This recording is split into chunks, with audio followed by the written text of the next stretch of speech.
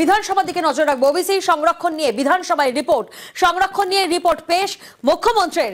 ধর্মের ভিত্তিতে সংরক্ষণ হচ্ছে না, মুখ্যমন্ত্রী মমতা বন্দ্যোপাধ্যায় তিনি জানান ধর্মের সঙ্গে ওবিসি সংরক্ষণের কোনো সম্পর্ক নেই। মুখ্যমন্ত্রী মমতা বন্দ্যোপাধ্যায় তিনি জানান মুখ্যমন্ত্রী ধর্মের ভিত্তিতে কোনো শ্রেণী বিন্যাস হচ্ছে না।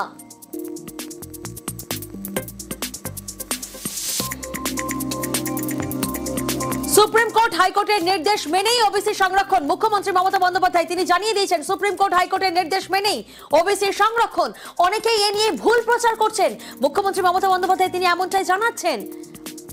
পাশাপাশি তিনি এও জানিয়েছেন সোশ্যাল মিডিয়ায় ফেক নিউজ ছড়াচ্ছে। মুখ্যমন্ত্রী মমতা বন্দ্যোপাধ্যায় তিনি জানান ওবিসি সংরক্ষণ নিয়ে বিধানসভায় আজ রিপোর্ট, সংরক্ষণ নিয়ে রিপোর্ট পেশ করেন মুখ্যমন্ত্রী মমতা বন্দ্যোপাধ্যায়।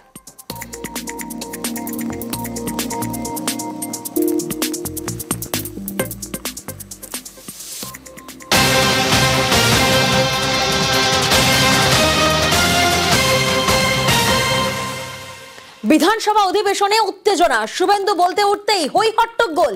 বিধানসভায় স্লোগান পাল্টা স্লোগান, সংখ্যালঘু তোষণ নিয়ে স্লোগান বিজেপির। হই হট্টগোলের সাময়িক মুলতবি হয় অধিবেশন।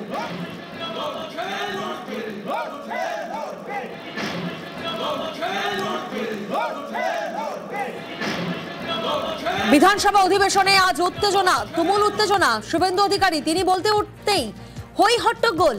বিধানসভায় স্লোগান পাল্টা স্লোগান চলে, সংখ্যালঘু তোষণ নিয়ে স্লোগান বিজেপির। আর এই হই হট্টগোলে সাময়িক মুলতবি হয় অধিবেশন।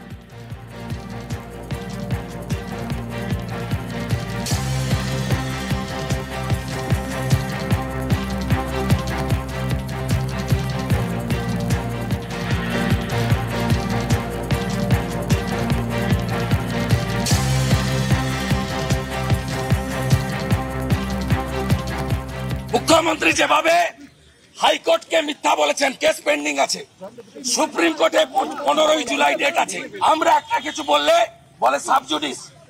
আজকে হাইকোর্ট সুপ্রিম কোর্ট পেন্ডিং থাকা অবস্থায় আগে থেকে নোটিশ না দিয়ে, কপি প্রত্যেকটা এমএলএ কে না দিয়ে অপোজিশনকে 2 মিনিট বলার সুযোগ দেয়নি।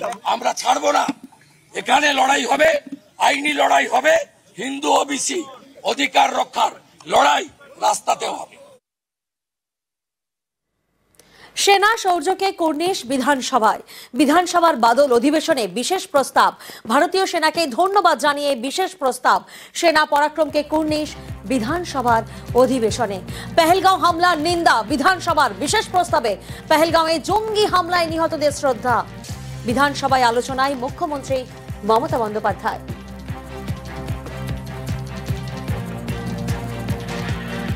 পেহেলগাঁওয়ে জঙ্গি হামলায় নিহতদের শ্রদ্ধা জানান মুখ্যমন্ত্রী মমতা বন্দ্যোপাধ্যায় এবং পেহেলগাঁও হামলার নিন্দা করেন বিধানসভার এই বিশেষ প্রস্তাবে। সেনা পরাক্রমকে কুর্নিশ জানান বিধানসভার অধিবেশনে। ভারতীয় সেনাকে ধন্যবাদ জানিয়ে বিশেষ প্রস্তাব। বিধানসভায় আলোচনায় মুখ্যমন্ত্রী।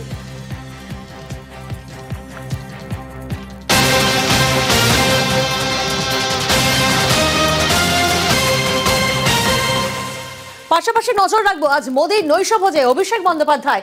আজ প্রধানমন্ত্রীর সর্বদলীয় প্রতিনিধিদের সাক্ষাৎ। আজ নৈশভোজের আয়োজন প্রধানমন্ত্রীর। বিদেশ সফর সেরে আসা প্রতিনিধিদের সঙ্গে কথা বলবেন তিনি। প্রতিনিধি দলের অভিজ্ঞতা শুনবেন প্রধানমন্ত্রী নরেন্দ্র মোদী। নৈশভোজে যোগ দেবেন অভিষেক বন্দ্যোপাধ্যায়ও।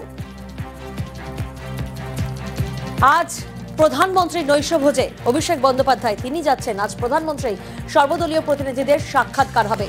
আজ নৈশভোজের আয়োজন করেন প্রধানমন্ত্রী, কারণ বিদেশ সফর সেরে এসেছেন প্রতিনিধিরা এবং তাদের অভিজ্ঞতার কথা শুনবেন প্রধানমন্ত্রী নরেন্দ্র মোদী। এই নৈশভোজে যোগ দেবেন অভিষেক বন্দ্যোপাধ্যায়। প্রতিনিধি মৈত্রী এই মুহূর্তে আমাদের সঙ্গে রয়েছেন। মৈত্রী, দেখো আজকে সন্ধ্যে 7:30টার সময় প্রধানমন্ত্রীর বাসভবন লোককল্যাণ মার্গ, সেখানে 7 নম্বর লোক কল্যাণ মার্গে প্রধানমন্ত্রী নরেন্দ্র মোদী একটি নৈশভোজের আহ্বান জানিয়েছেন এবং সেই নৈশভোজের আমন্ত্রিত হয়েছেন অভিষেক বন্দ্যোপাধ্যায়ও। যে সমস্ত যে যে অল পার্টি যে প্রতিনিধির দল বিভিন্ন দেশে তারা গিয়েছিল অপারেশন সিঁদুরের পরে ভারতের যে পার্সপেক্টিভ সেটা ব্যাখ্যা করার জন্য, সেই প্রতিনিধি দলের সমস্ত সদস্যদের সঙ্গে দেখা করবেন প্রধানমন্ত্রী এবং তাদের থেকে তাদের অভিজ্ঞতা ভাগ করে নেবেন এবং দেশের তরফ থেকেও এই প্রতিনিধি দলের উদ্দেশ্যে কি বার্তা থাকছে সেটাও তিনি জানাবেন। আজকে সন্ধ্যে 7:30 এই নৈশভোজে অভিষেক বন্দ্যোপাধ্যায়কেও আমন্ত্রণ জানানো হয়েছে এবং আমরা যেটা জানতে পারছি যে অভিষেক বন্দ্যোপাধ্যায় আমন্ত্রণ গ্রহণ করেছেন। আজকে বিকেলেই তিনি দিল্লিতে আসছেন এই আমন্ত্রণে যোগ দেওয়ার জন্য। বেশ,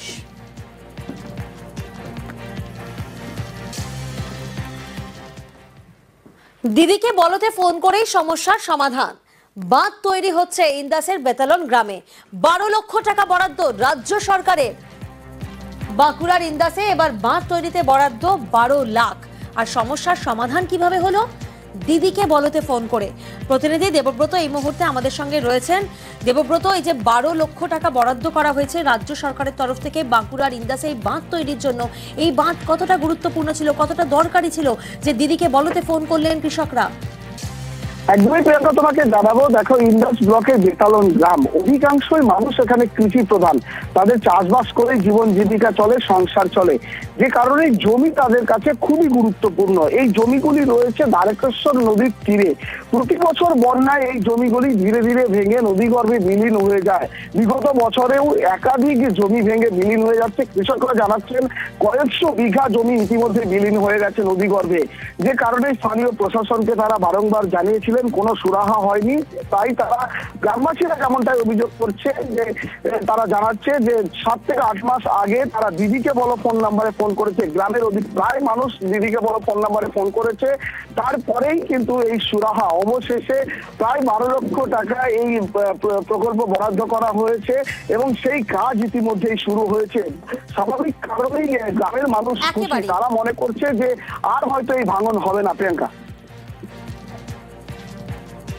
1000 বিঘে জমি আমাদের নদীগর্ভে চলে গেছে। এরপরে আমাদের বাড়িগুলো যেতে বসতো। আমরা দিদিকে বলোই ফোন করে আমরা এই কাজটা পেয়েছি, আমরা খুব খুশি হয়েছি।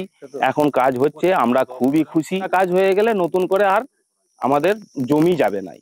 বন্যাতে কখন? আগের বছর পুরোই ভেঙে গেছে, জমি ফমি সব চলে গেছে, ঘরও ঢুকে গেছে। রাতে বান এলে আমরা তো ঘুমাতেই পারিনি ভয়ে। হ্যাঁ, কাজ শুরু হয়েছে, পুরোটাই খুশি। অ্যাপ্রক্স বাজেট আমার কাছে যে ওয়ার্ক অর্ডার কপি আছে, সেখানে প্রায় এটা ওয়ার্ক অর্ডার প্রায় 12 লাখ টাকার, 13 লাখ টাকার কাছাকাছি একটা ওয়ার্ক অর্ডার আছে। এখানে কৃষি প্রধান এলাকা, এইদিকে অনেক কৃষক জমি অনেকটা নদী গর্ভতলে মানে চলে গেছে। গত বর্ষাতে আমরা দেখেছি যে বর্ষার জলেতে অনেকটা আমাদের চাষযোগ্য জমিগুলো মানে ক্ষয়ক্ষতি হয়ে গেছে। এবারও বর্ষার আসছে এবং বর্ষার আগে যে এটা কাজটা শুরু হয়েছে, এতে অবশ্যই অনেকটাই কৃষকদের উপকার হবে। ওটা ইরিগেশনের পক্ষ থেকে হচ্ছে, প্রায় 12 লাখ টাকা খরচ করে গার্ডওয়ালের ব্যবস্থা হচ্ছে, যাতে নদী ভাঙন রোধটা হয়, চাষের জমিগুলো যাতে নদীগর্ভে তলিয়ে না যায়। এলাকার মানুষের সুবিধার্থেই এই প্রজেক্ট মানে নেওয়া হয়েছে। এর কাজ এখন চলছে, খুব দ্রুতগতিতেই কাজ চলছে।